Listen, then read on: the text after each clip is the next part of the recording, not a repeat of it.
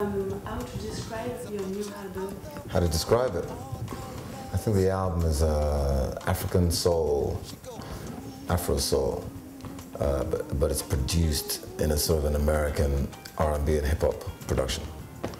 I think it's an album that talks about relationships, but also the political as a personal thing. So it talks about politics through relationships, because politics is a personal thing. It's a picture of the world in all colors. She goes.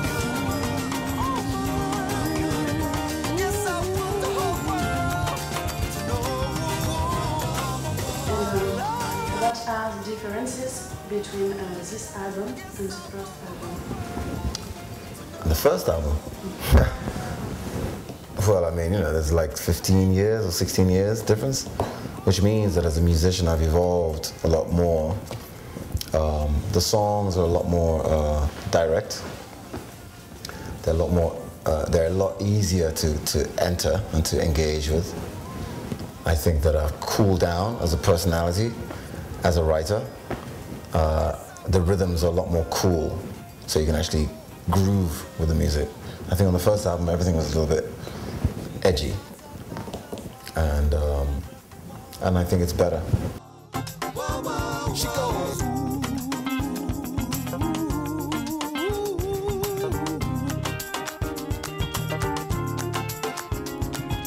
My pretty baby gave the gift of love to me, thanks and praises. She goes.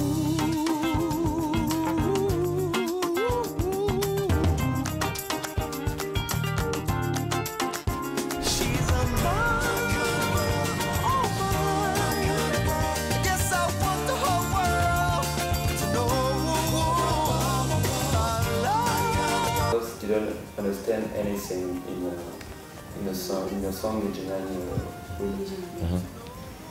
What is the problem with the Beatles? The problem with the Beatles is basically I lived in England for a long, long time. I was schooled in England, I went to school with English people. I came out, started playing on the street in London. My manager was English before, my producer was English, my friends were English. So I've been in English culture for a long time.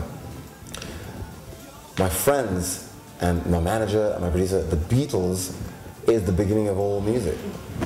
And for a long time I didn't listen to the Beatles because I disagreed, you know. I thought, you know, black music based on African American blues, soul. The Beatles obviously, at the beginning they were a cover band. They used to cover all the early Motown stuff, same with the Rolling Stones.